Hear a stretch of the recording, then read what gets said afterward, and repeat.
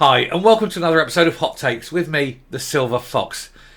Peter Murrell's assertion that he was sort of unaware of the figures and that he grabbed the wrong figures and he apologised for giving the impression that the party was in a better situation than it actually was, and claims that it was just because he didn't have the actual information to his fingertips, seems to be dead in the water. It's been blown out of the water, in fact, by the revelation that not only was he aware of the numbers, he'd been aware of them for quite some time. And what is now an ex-SNP official by the name of David Henry warned Murrell 3 years ago.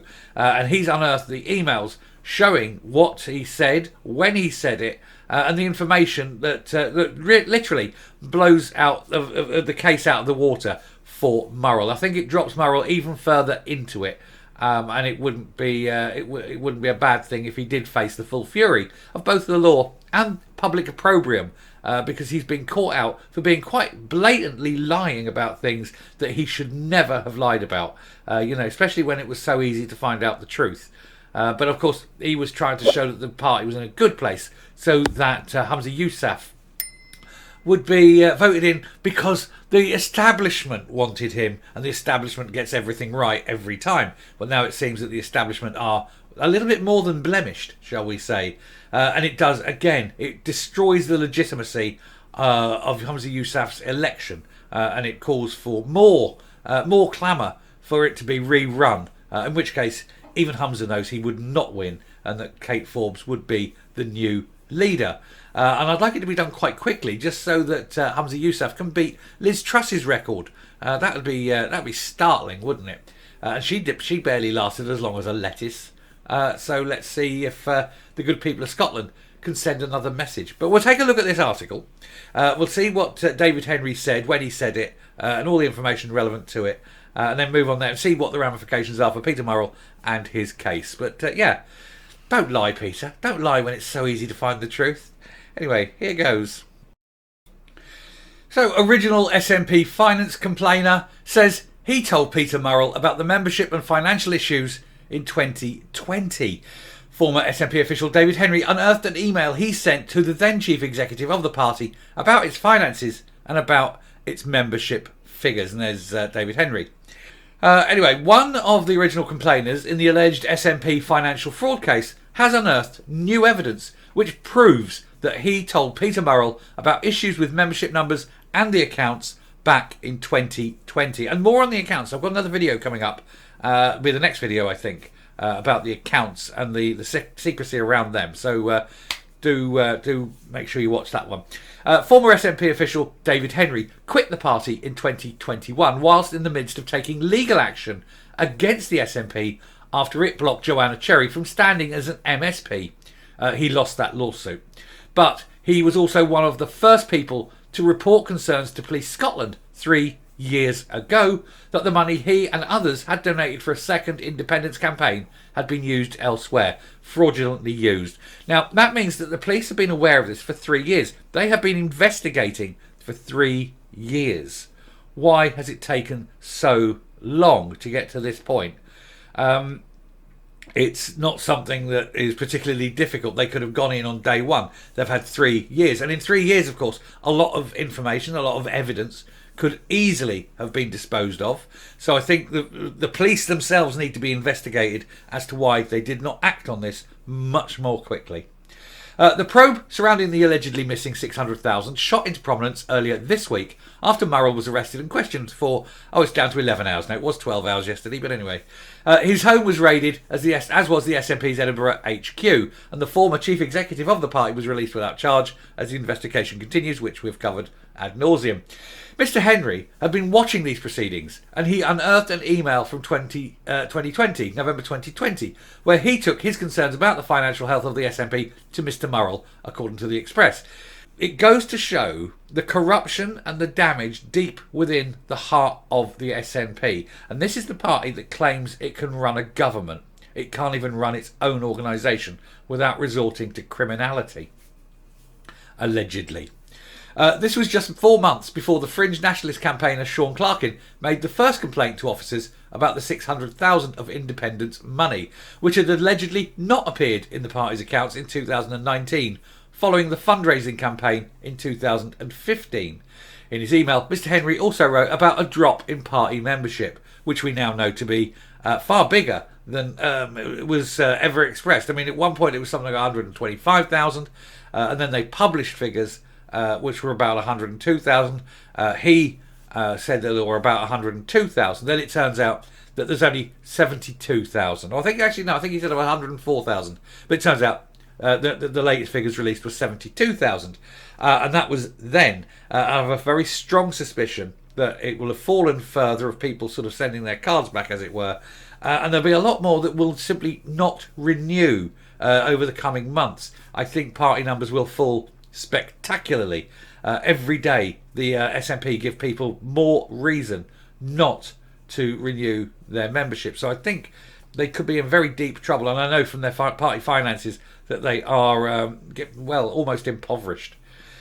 He said, I fear the drop in party membership will accelerate if the transparency resolution is not allowed to be debated. Again, wait till the next video for that. For a democratic party to be seen to be preventing its membership from having any say in its operations is not a good look, and it will cost us more members. I'm aware of the financial position of the party, as I'm sure you are as well, and it is likely to get worse. My simple legal procedure case was only started because of a lack of action or accurate responses. I now have the information from only from other sources, he said. He found out the information and realised how bad it was, but he let Murrell know. He said, what do you think of the new transparency and a new national secretary who will deliver it? And then a call to lapsed members to get us ready for IndieRef. I think you could also use this opportunity to cut some staff costs and be seen to be turning the party round.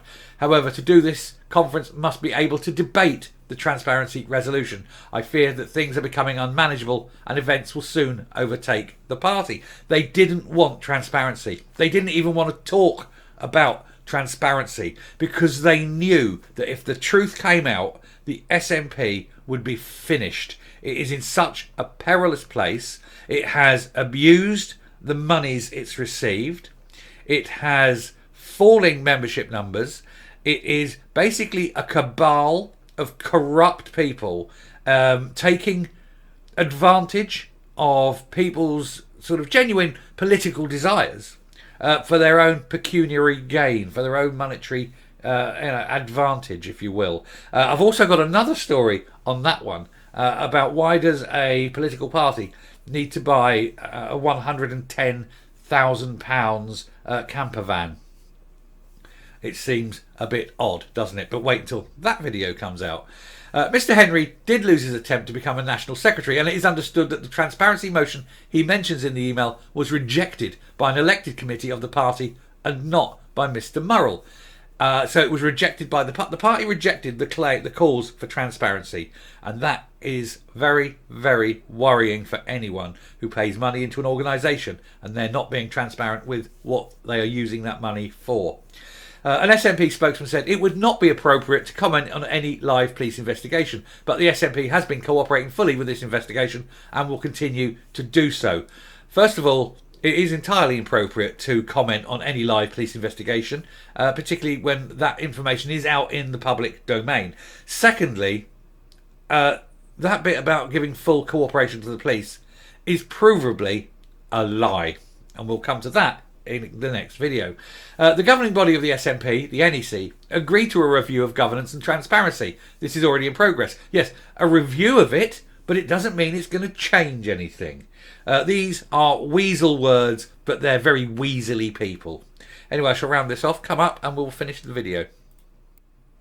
I think Peter Murrell will be sitting there over his tea and toast this morning, a very worried man.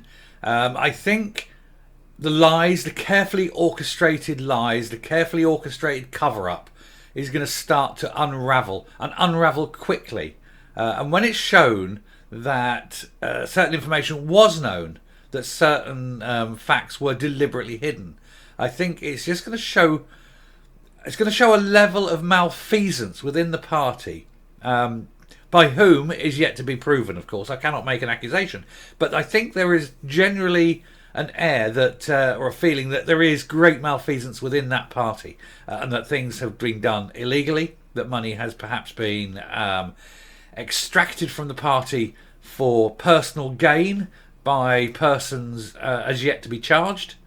It just, now, not saying it has been, of course, but it's just giving that air, that impression that this is the case. And the longer this goes on, the stronger this impression is. And the more evidence that comes out that something is deeply, deeply wrong, the harder it'll ever be for anyone to ever think that these people are in any way innocent. And I personally don't think they are, but that's my personal opinion. I think that they are all up to it to their greedy little necks. And I don't think if Murrell falls, I don't think he'll be alone. I think the moment if he falls, he will certainly ensure that everyone else around him goes down too. I think he's fairly, vindictive like that, which is good. And I think it will cause, hopefully, the final unrepentant end of one of the worst political parties in British history. Seriously, corrupt to the core, I think. Or certainly gives the impression that it's corrupt to the core. Anyway, I shall finish there. Thank you very much for listening. If you like what you've seen here on the channel, please hit that subscribe button, ring that bell, leave a like, leave a comment, please share the video. And until next time, stay safe, stay well, keep watching these buggers, and goodbye.